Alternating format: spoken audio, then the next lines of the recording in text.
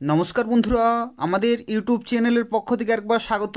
আজকে এই ভিডিওতে আমরা আলোচনা করব ভারতীয় রেলওয়ের তরফ থেকে অ্যাসিস্ট্যান্ট লোকো পাইলট নিয়োগ 2025 সম্পর্কে, যেখানে তোমরা বিভিন্ন শিক্ষাগত যোগ্যতা অ্যাপ্লিকেশন করতে পারবে এবং সেই সংক্রান্ত নোটিফিকেশন প্রকাশিত হয়ে গেছে। তো তোমরা কিভাবে অ্যাপ্লিকেশন করতে পারবে, কি কি শিক্ষাগত যোগ্যতা প্রয়োজন, প্রত্যেকটি তথ্য সম্পর্কে আলোচনা করব। সম্পূর্ণভাবে ভিডিওটি দেখতে থাকো। তার পাশাপাশি তোমরা প্রত্যেকেই ভিডিওটি লাইক করে দেবে, শেয়ার করে দেবে এবং নিয়মিত চাকরির বিজ্ঞপ্তিগুলি পেতে হলে অবশ্যই চ্যানেলটি সাবস্ক্রাইব করে রাখো। তো দেখো, ভিডিও শুরুতেই তোমাদের জানিয়ে রাখি, এই নিয়োগ সংক্রান্ত যদি তোমরা আরও বিস্তারিত তথ্য জানতে চাও তাহলে গুগলে সার্চ করবে কর্মজীবন.in অথবা এই ভিডিওর ডেসক্রিপশান বক্সে লিঙ্ক রয়েছে, সেখান থেকে তোমরা বিস্তারিত তথ্যগুলো জানতে পারবে এবং অ্যাসিস্ট্যান্ট লোকো পাইলটের জন্য অ্যাপ্লিকেশন করতে পারবে অনলাইনে। তো সেক্ষেত্রে তোমরা ডিসক্রিপশান বক্স চেক করো, সেখানে লিঙ্ক দেওয়া রয়েছে। তো দেখো, ভিডিও শুরুতেই তোমাদের জানিয়ে রাখি, অ্যাসিস্ট্যান্ট লোকো পাইলট সংক্রান্ত যে বিজ্ঞপ্তি সেটা কিন্তু প্রকাশিত হয়ে গেছে, যেখানে দেখো বলা হচ্ছে indent of vacancies of ALP for notification in 2025, অর্থাৎ 2025-এর দেখো অ্যাসিস্ট্যান্ট লোকো পাইলট সংক্রান্ত বিজ্ঞপ্তি কিন্তু প্রকাশিত হয়ে গেছে, যেখানে দেখো বলা হচ্ছে assessment of vacancies of assistant loco pilot, অর্থাৎ এএলপির যে জোন বেসড যে ভ্যাকেন্সি অ্যাসেসমেন্ট সেটা কিন্তু কমপ্লিট হয়ে গেছে OIRMS-এর পক্ষ থেকে। এবং দেখো এখানে টোটাল ভ্যাকেন্সি যেটি ডিক্লেয়ার করেছে বর্তমানে সেটা হচ্ছে 9,970টি। এটা হচ্ছে মিনিমাম ভ্যাকেন্সি। কেন মিনিমাম সেটা দেখো আমি তোমাদের দেখিয়ে দিচ্ছি। এখানে দেখো বিভিন্ন জায়গাতে তোমরা স্টার মার্ক দেখতে পাচ্ছ। এই স্টার মার্কগুলোর অর্থ হচ্ছে তোমাদের এগুলো হচ্ছে মিনিমাম ভ্যাকেন্সি, কিন্তু ভ্যাকেন্সি সংখ্যা এই সমস্ত বিভিন্ন জোনে পরিবর্তন হতে পারে। দেখো এখানে কোন কোন জোনে কত শূন্যপদে নিয়োগ করা হচ্ছে। সেন্ট্রাল রেলওয়েতে 376টি, ইস্ট সেন্ট্রাল রেলওয়ে 700টি, east coast railway 1461, eastern railway 768, এরকমভাবে বিভিন্ন জোন ওয়াইজ কিন্তু ভ্যাকেন্সিগুলি এখানে ডিক্লেয়ার করা হয়েছে। এবং দেখো এখানে তোমাদের যে মেট্রো রেলওয়ে কলকাতাতেও কিন্তু 225টি এখানে মিনিমাম ভ্যাকেন্সি এখানে বলা হয়েছে। এই ভ্যাকেন্সি কিন্তু পরিবর্তন হতে পারে।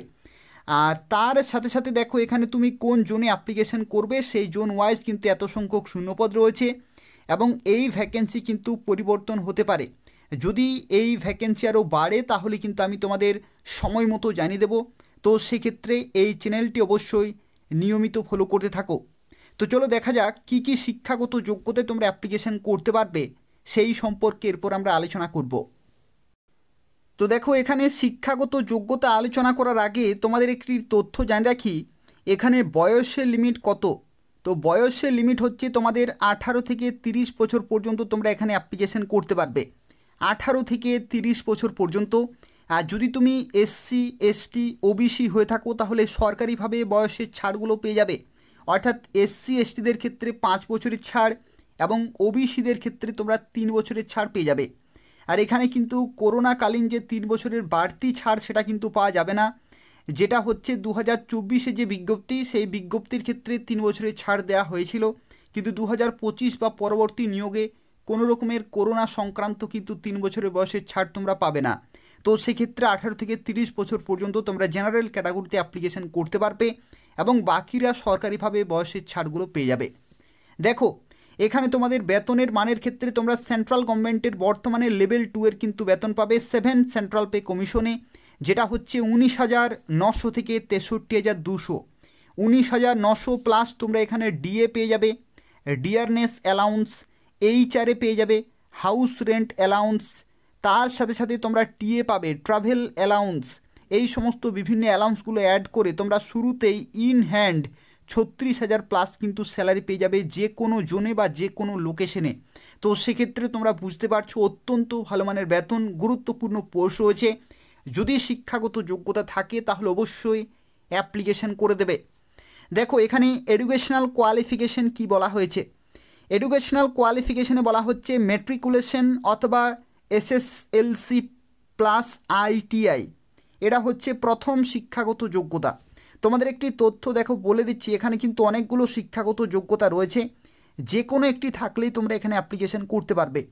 সম্পূর্ণভাবে দেখতে থাকো, প্রত্যেকটি শিক্ষাগত যোগ্যতা সম্পর্কে আলোচনা করব। দেখো এখানে মাধ্যমিক পাশের সাথে সাথে যদি তোমাদের আইটিআই থাকে, এনসিভিটি অথবা এসসিভিটি স্বীকৃত প্রতিষ্ঠান থেকে এই সমস্ত ট্রেডে, কোন কোন ট্রেডে দেখো এখানে বলা হচ্ছে electrician, instrument mechanic, millwright, maintenance mechanic, mechanic radio and TV, electronics mechanic, mechanic motor vehicle, wireman, tractor mechanic, armature and coil winder mechanic, heat engine turner, machinist, refrigeration and air conditioning mechanic. এই সমস্ত শাখা থেকে যদি তোমাদের ITI certificate থাকে তাহলে তোমরা অবশ্যই অ্যাপ্লিকেশন করতে পারবে। এটা হচ্ছে প্রথম শিক্ষাগত যোগ্যতা। সেই যোগ্যতা যদি না থাকে তাহলে তোমাদের দেখো মাধ্যমিক পাস প্লাস যদি তোমাদের অ্যাক্ট অ্যাপ্রেন্টিসশিপে যে ট্রেনিং হয়ে থাকে রেলওয়ের তরফ থেকে যদি তোমরা অ্যাপ্রেন্টিসশিপের ট্রেনিং করে থাকো তবু তোমরা এখানে কিন্তু অ্যাপ্লিকেশন করতে পারবে। এটা হচ্ছে দ্বিতীয় শিক্ষাগত যোগ্যতা। এটাও যদি না থাকে তাহলে দেখো বলা হচ্ছে যদি তুমি মাধ্যমিক পাস করে থাকো এবং 3 বছরের যদি তোমাদের ডিপ্লোমা করা থাকে mechanical, electrical, electronics, automobile engineering, যে কোনো একটি শাখা থেকে যে ডিপ্লোমা অর্থাৎ কি, ডিপ্লোমা অর্থাৎ হচ্ছে পলিটেকনিক যারা করেছো তারা যদি করে থাকো এই সমস্ত ডিপার্টমেন্ট থেকে বা শাখা থেকে বা স্ট্রিম থেকে বা ট্রেড থেকে তাহলে কিন্তু তোমরা এখানে অ্যাপ্লিকেশন করতে পারবে। আর তার সাথে সাথে দেখো বলা হচ্ছে combination of various stream of this engineering discipline, অর্থাৎ এই যে বিভিন্ন মেকানিক্যাল, ইলেকট্রিক্যাল, ইলেকট্রনিক্স, অটোমোবাইল রয়েছে এই সম্পর্কিত আরও কিন্তু বিভিন্ন সাব স্ট্রিম থাকে। সেই যে কোনো একটি শাখা থেকেও যদি তুমি করে থাকো, অর্থাৎ মেকানিক্যাল রিলেটেড আরও বিভিন্ন কিন্তু ট্রেড থাকে, ইলেকট্রিক্যাল রিলেটেড থাকে, ইলেকট্রনিক্স রিলেটেড থাকে, যেমন ইলেকট্রনিক্স অ্যান্ড টেলিকমিউনিকেশন, এই সমস্ত শাখাগুলি থেকেও যদি তুমি করে থাকো তবু এখানে অ্যাপ্লিকেশন করতে পারবে। তার সাথে সাথে দেখো বলা হচ্ছে degree in the engineering discipline as above will also be acceptable in Liu of diploma in engineering, অর্থাৎ ডিপ্লোমা করার পরে যারা ডিগ্রি করেছো তারাও কিন্তু অ্যাপ্লিকেশন করতে পারবে, অর্থাৎ যারা বিটেক করেছো 4 বছরের তারাও কিন্তু এখানে সুযোগ পাচ্ছ অ্যাপ্লিকেশন করার জন্য। দেখো এখানে সিলেকশন প্রসেসের ক্ষেত্রে তোমাদের জানা রাখি, তোমাদের যে সিলেকশন প্রসেস বা রিক্রুটমেন্ট প্রসেস সেখানে কি বলা হচ্ছে, যেখানে তোমাদের প্রথম যে ধাপ সেটি হচ্ছে সিবিটি 1 হবে, প্রথমে অনলাইনে একটি পরীক্ষা হবে, তারপরে হবে সেকেন্ড স্টেজ সিবিটি অর্থাৎ সিবিটি 2 হবে, তারপরে হবে computer based aptitude test CBAT হবে, তারপরে হবে ডকুমেন্ট ভেরিফিকেশন এবং তারপরে হবে মেডিকেল এক্সামিনেশন।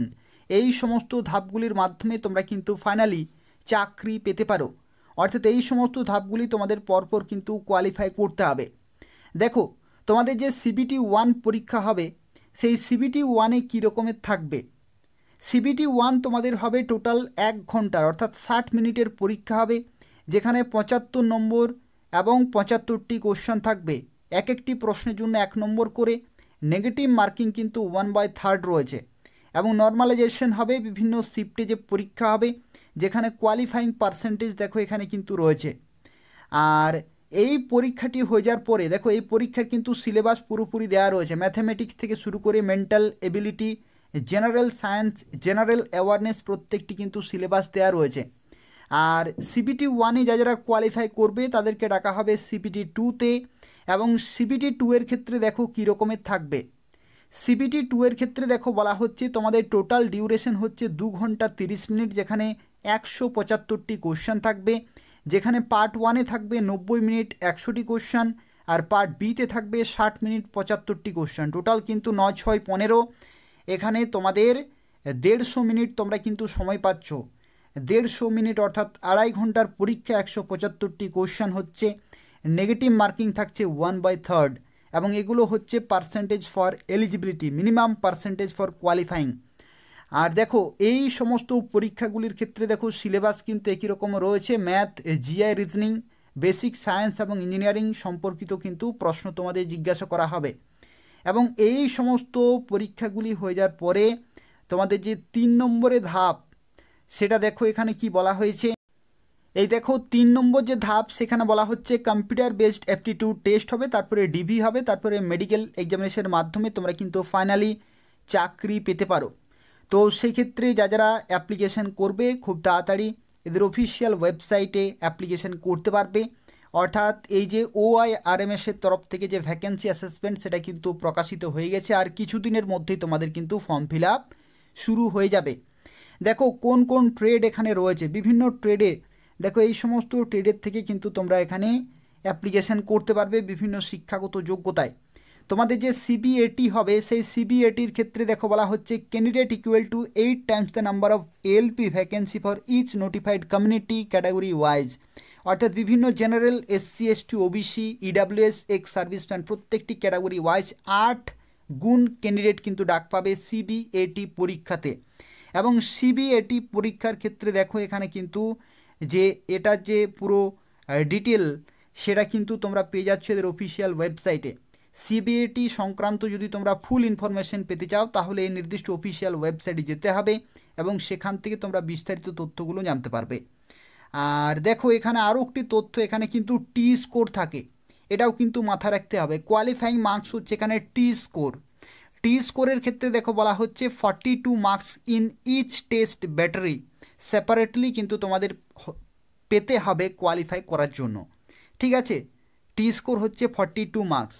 তারপরে হবে তোমাদের ডকুমেন্ট ভেরিফিকেশন এবং তারপরে মেডিকেল এক্সামিনেশন হবে। এবং এই ভিডিওর ডেসক্রিপশন বক্স তোমরা চেক করবে, সেখানে অ্যাপ্লিকেশন করার লিঙ্ক দেওয়া রয়েছে। যখনই অ্যাপ্লিকেশন শুরু হবে তোমরা অ্যাপ্লিকেশন করতে পারবে এদের অফিসিয়াল ওয়েবসাইটে। তো এই হচ্ছে আজকে একটি গুরুত্বপূর্ণ চাকরি বিজ্ঞপ্তি। যদি ইনফরমেটিভ বলে মনে হয় তাহলে অবশ্যই লাইক করে দেবে।